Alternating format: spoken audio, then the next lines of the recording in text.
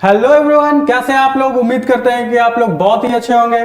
तो new subject आ चुका है, fundamental of electrical and electronics engineering, जो कि पॉलिटेक्निक में दो ग्रुप बांटा गया है, इलेक्ट्रिकल, मैकेनिकल और सीएससी। दूसरा ग्रुप है सिविल इंजीनियरिंग। तो अभी एट प्रेजेंट ये जो सब्जेक्ट है सिविल इंजीनियरिंग के फर्स्ट ईयर में है, और नेक्स्ट सेमेस्टर में जब जाएंगे तो दूसरा ग्रुप जो कि सीएससी, मैकेनिकल और इलेक्ट्रिकल वाला है उसको ये पढ़ना है। यानी कुल मिला जुला के ये सब्जेक्ट चारों ब्रांच को पढ़ना है, यानी कि मैकेनिकल, इलेक्ट्रिकल, कंप्यूटर और सिविल भी। तो ये सब्जेक्ट बहुत ही ज्यादा इंपॉर्टेंट हो जाता है इलेक्ट्रिकल के लिए और इलेक्ट्रॉनिक्स वालों के लिए, क्योंकि आगे ये बेसिक सब्जेक्ट है। ये फ्यूचर में आगे जाके आगे आने वाले सेमेस्टर में बहुत ही ज्यादा इंपॉर्टेंट हो जाता है ये सब्जेक्ट। तो चलिए शुरू करते हैं इस सब्जेक्ट का ओवरव्यू। एक एक यूनिट वाइज हम देखते हैं हर यूनिट में क्या क्या पढ़ना है। तो सबसे पहले देखते हैं इस सब्जेक्ट का जो नाम है fundamental of electrical and electronics engineering. तो इसमें साफ क्लियर पता चल रहा है कि दो टर्म आ रहा है, इलेक्ट्रिकल एंड इलेक्ट्रॉनिक्स, यानी कि इसके यूनिट को दो भागों में बांटा गया होगा, एक इलेक्ट्रिकल वाला पार्ट, एक इलेक्ट्रॉनिक वाला पार्ट। इलेक्ट्रॉनिक वाले पार्ट में एनालॉग इलेक्ट्रॉनिक्स पढ़ना होगा और डिजिटल इलेक्ट्रॉनिक्स पढ़ना होगा, और इलेक्ट्रिकल वाले पार्ट में ट्रांसफार्मर, मोटर, इलेक्ट्रिकल सर्किट, ये सब छोटे छोटे सब्जेक्ट के रूप में। सब्जेक्ट तो वैसे ये बहुत बड़ा है, लेकिन इसको यूनिट वाइज रखा गया है इसके फंडामेंटल जानकारी के लिए। ये सब्जेक्ट न्यूमेरिकल पेपर भी है और थ्योरी पेपर भी है। 25% आपके सब्जेक्ट में ये न्यूमेरिकल आएगा और 75% थ्योरी। तो चलिए सबसे पहले देखते हैं यूनिट 1। तो यूनिट 1 है यहां पे overview of electronic component and signal. तो यहां जैसा कि देख सकते हैं दो टर्म आ रहा है, electronic component and signals. Electronic component क्या होता है और सिग्नल क्या होता है। इलेक्ट्रॉनिक कंपोनेंट जो भी इलेक्ट्रॉनिक सर्किट में हम जो भी कंपोनेंट यूज करने वाले हैं, जैसे कि डायोड हो गया, रेजिस्टर, इंडक्टर, कैपेसिटर, ये सारा इलेक्ट्रॉनिक कंपोनेंट के बारे में इस सब्जेक्ट में जानकारी लेना है इस यूनिट में। Passive active elements, resistance, capacitor, inductors, इन सब के बारे में डिटेल में पढ़ना है इस यूनिट में। Basic concept of diodes, diode जो कि सेमीकंडक्टर डिवाइस है, ट्रांजिस्टर जो कि सेमीकंडक्टर डिवाइस है, एफईटी, मॉस, सीमॉस, ये सारा सेमीकंडक्टर डिवाइस है। एंड देयर एप्लीकेशंस, उनका यूज कहां पे होता है, क्यों करते हैं उनका यूज। ओके, अब दूसरा टर्म जो यहां पे दिख रहा था सिग्नल्स, ये सारा पार्ट जो था इलेक्ट्रॉनिक कंपोनेंट का था, और अगला है सिग्नल्स। सिग्नल में देखिए डीसी सिग्नल के बारे में इस टॉपिक में जानना है, एसी सिग्नल के बारे में, फिर voltage, current, periodic, non periodic क्या होता है, periodic signal, non periodic signal. Signal को फर्दर आगे डिवाइड करते हैं इन सब पार्ट में, जैसे कि पीरियोडिक सिग्नल, अपीरियोडिक सिग्नल, या फिर उसको नॉन पीरियोडिक सिग्नल भी बोलते हैं।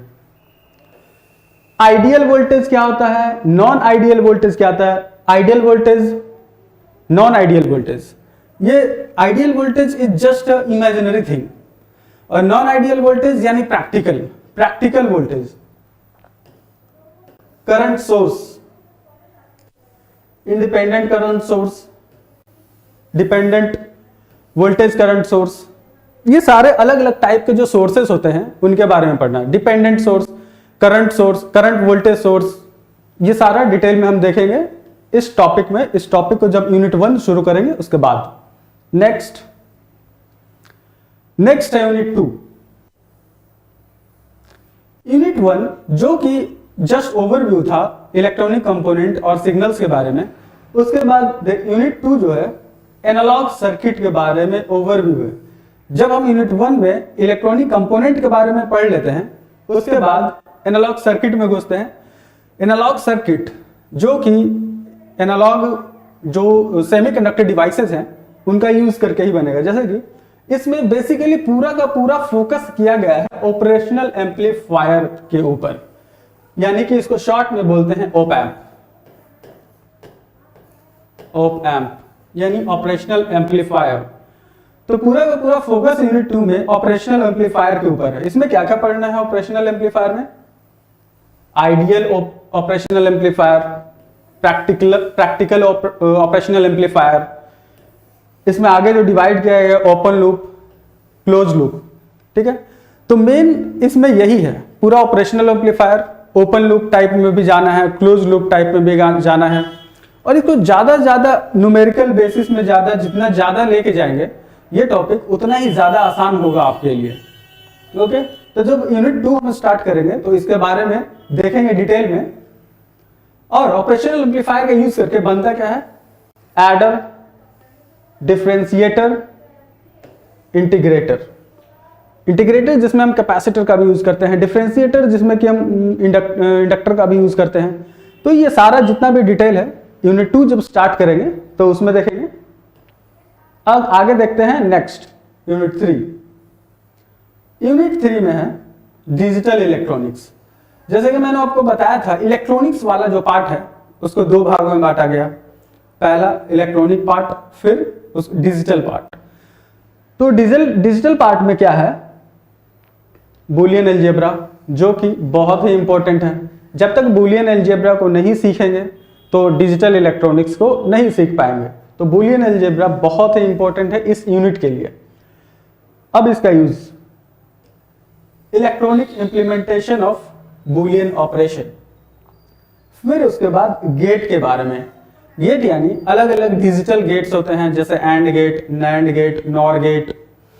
ओके, तो ये सारा गेट के बारे में पढ़ेंगे। गेट का सिग्निफिकेंस क्या है, उसका यूज क्या है, उनका कॉम्बिनेशन करके क्या क्या आउटपुट निकाला जा सकता है अलग अलग गेट का, जैसे OR gate, AND gate, NOT gate, NOR. तो इन सब का यूज करके क्या आउटपुट निकलता है, उन सब का कॉम्बिनेशन करके क्या बनाया जा सकता है, वो सब हम डिटेल में पढ़ेंगे यूनिट 3 में।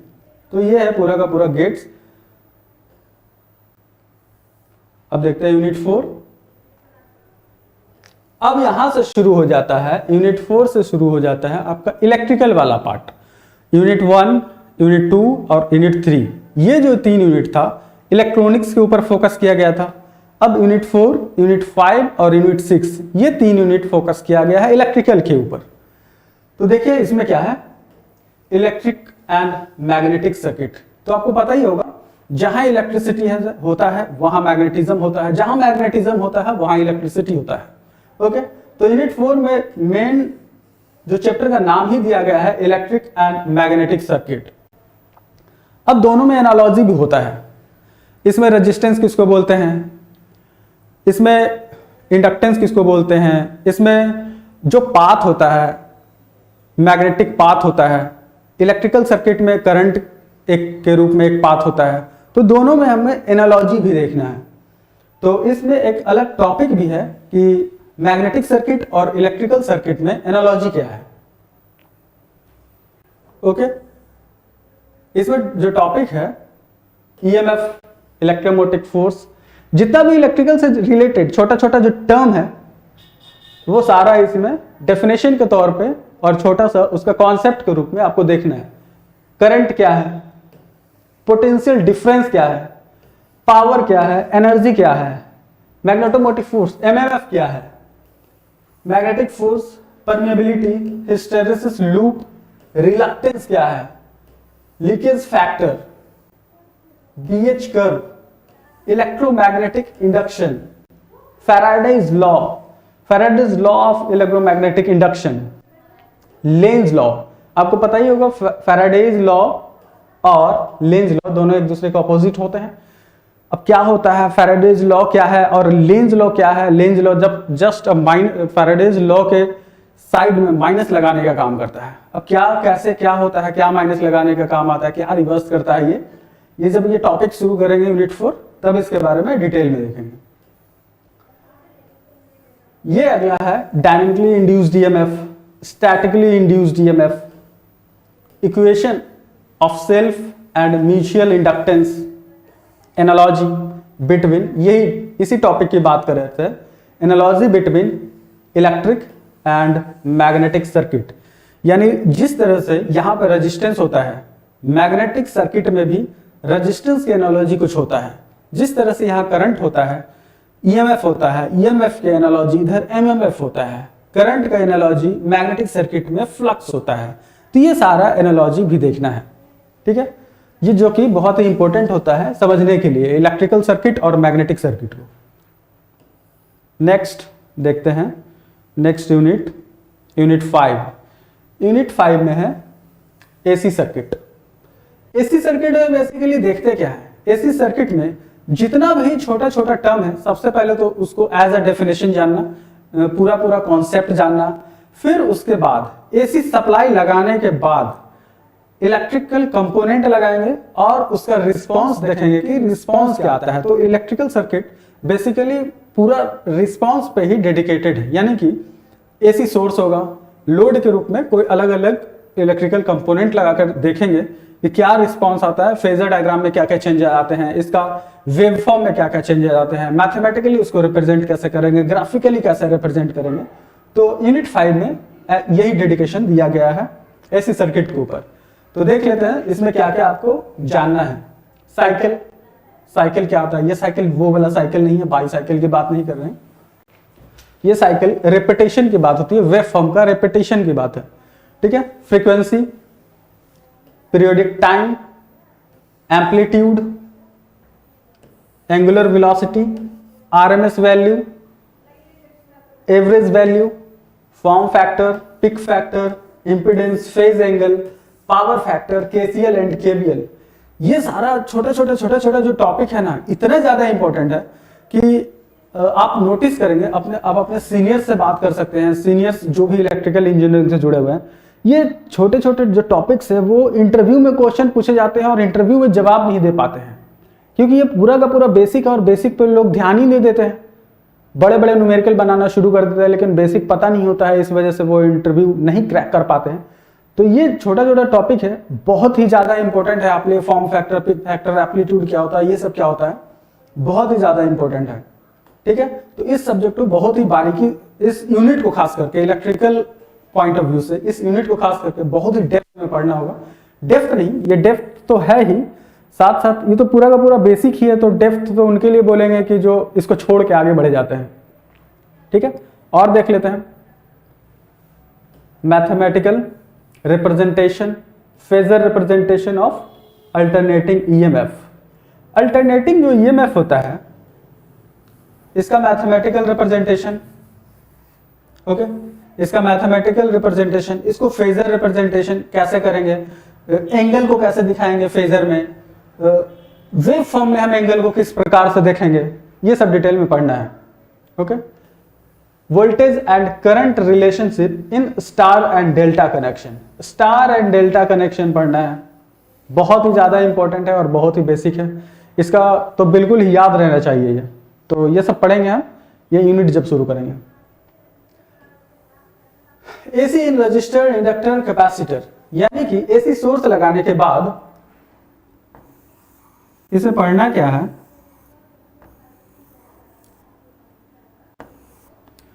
तो यहीं पे बनाते हैं इसको।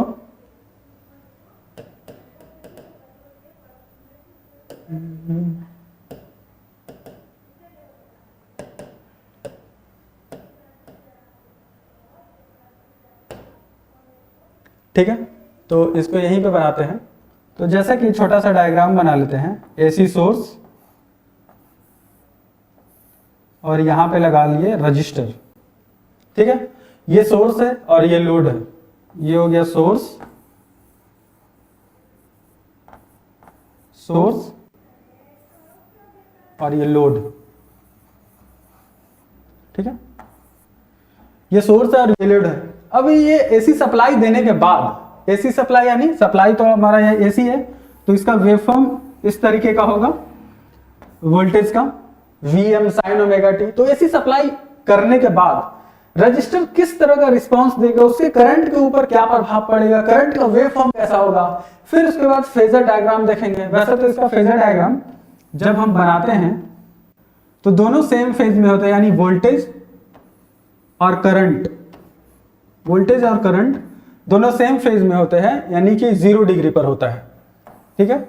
यानी न लैग करता है न लीड करता है, 0 डिग्री पर। तो ये सब हम डिटेल में देखेंगे कि सोर्स एसी हो और लोड में रजिस्टर हो तो क्या फर्क पड़ेगा। और दूसरा, जब लोड में हम लगाएंगे इंडक्टर, ठीक है। जब इसकी जगह पे इंडक्टर अगर हम यूज करते हैं लोड के रूप में तो क्या फर्क पड़ेगा? सप्लाई वही एसी है, लोड की जगह पे बस इंडक्टर हो गया है, तो वेव फॉर्म के ऊपर क्या फर्क पड़ेगा और फेजर डायग्राम के ऊपर क्या फर्क पड़ेगा? तो इंडक्टर के केस में क्या होता है, 90 डिग्री लैग करता है। तो इसको बना लेते हैं, ठीक है। ये हुआ वोल्टेज और नीचे की तरफ बनेगा करंट, ठीक है। 90 डिग्री लैग कर रहा है, ठीक है। और यहां पे लिख देंगे 90 डिग्री, ठीक है।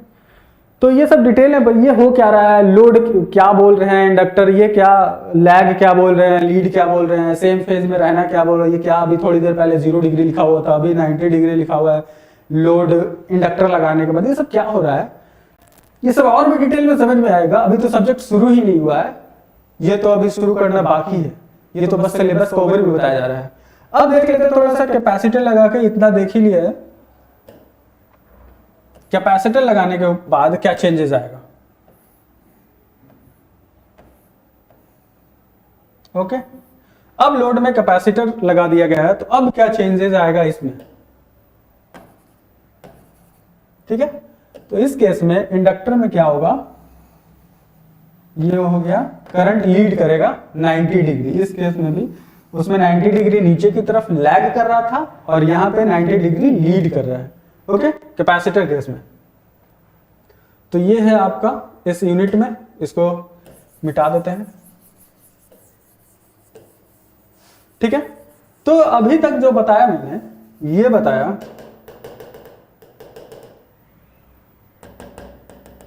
ठीक है,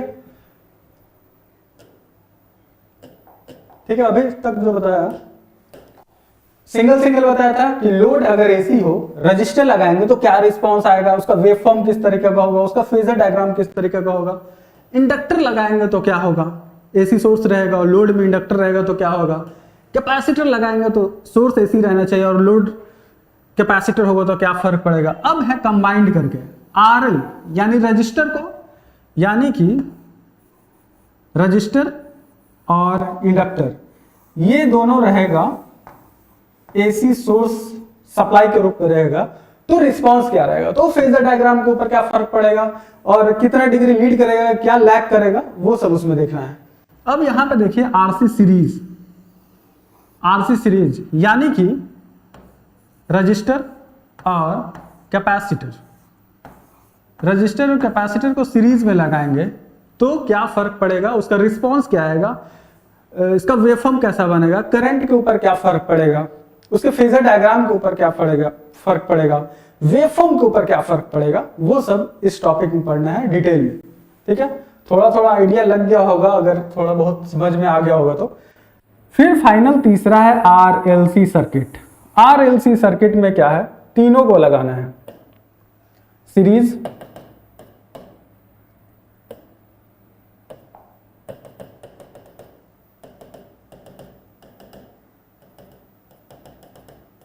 ठीक है। इसमें क्या है, इसमें तीनों को लगाना है सीरीज में, आर एल और सी, ठीक है। नीचे ड्रॉ नहीं हो रहा है, ये जुड़ा हुआ है, नहीं तो करंट तो फ्लो ही नहीं करेगा, नहीं जुटेगा तो। और यहाँ पे लगाना होगा एसी सोर्स, बिना सोर्स का तो कुछ हो नहीं सकता, ठीक है। तो इन तीनों लगाने के बाद वेवफॉर्म के ऊपर क्या फर्क पड़ेगा, वेवफॉर्म किस तरीके का बनेगा, फेजर डायग्राम किस तरीके का बनेगा, लीड करेगा या लैग करेगा, वो सब डिटेल में देखना है। जब आरएलसी सर्किट बनाते हैं ना, तो रिएक्टेंस जो है इंडक्टर का, रिएक्टेंस जो है कैपेसिटर का, इन तीनों में क्या होता है, फ्रीक्वेंसी दोनों जो है एक्सएल और एक्सी, यानी एक्सएल यानी रिएक्टेंस ऑफ इंडक्टर, एक्सी यानी रिएक्टेंस ऑफ कैपेसिटर, ये दोनों क्या है, फ्रीक्वेंसी डिपेंडेंट है, फ्रीक्वेंसी पे डिपेंडेंट। अगर फ्रीक्वेंसी को हम चेंज करेंगे तो क्या होगा, फ्रीक्वेंसी को चेंज करेंगे तो दोनों का रिएक्टेंस चेंज होगा। तो इसका 3 केस लेके चलना होगा, एक समय एक्सएल ग्रेटर देन एक्सी होगा, एक समय एक्सी ग्रेटर देन एक्सएल होगा, एक टाइम ऐसा आएगा एक्सएल और एक्सी बराबर हो जाएगा, तो उस समय पूरा का पूरा सर्किट रजिस्टिव हो जाएगा। अब रजिस्टिव क्या हो जाएगा, केस 1 क्या बोल रहे हैं, क्या ग्रेटर देन, क्या लेस देन क्या बोल रहे हैं। हो सकता है ये कम समझ में आ रहा हो, लेकिन अभी जब ये टॉपिक शुरू करेंगे तो वो डिटेल में पता चलने लगेगा। ओके, तो नेक्स्ट देखते हैं यूनिट 4। यूनिट 4 में है ट्रांसफॉर्मर एंड मशीन। वैसे तो ट्रांसफॉर्मर बहुत ही बड़ा चैप्टर है, मशीन्स भी एक बहुत बड़ा चैप्टर है। मशीन्स यानी मोटर के बारे में यहाँ बात किया जा रहा है, मशीन यानी मोटर। तो ट्रांसफॉर्मर के बारे में यहाँ ओवरव्यू देखना है, क्योंकि जब भी अगर आप इलेक्ट्रिकल इंजीनियरिंग में हैं तो आगे इसको बहुत ही डिटेल में पढ़ना है। अगर आप किसी भी ब्रांच में हैं तो आपको यहाँ तक जानना है, बस सीमित रह जाना है ट्रांसफॉर्मर और मोटर के बारे में, चाहे वो आप सिविल के हों, चाहे इलेक्ट्रॉनिक्स के हों, चाहे कंप्यूटर के हों। इतना जानकर ही आपको संतुष्टि में रहना होगा, क्योंकि आपको ज़्यादा डिटेल में नहीं पढ़ना है। इलेक्ट्रिकल को आगे जाके नेक्स्ट सेमेस्टर में 3rd 4th 5th सेक्शन में आगे डिटेल में जाके पढ़ना है।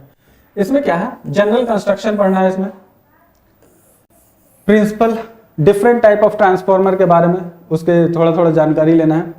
ईएमएफ इक्वेशन, ईएमएफ इसमें कैसे जनरेट होता है वो पढ़ना है इसमें।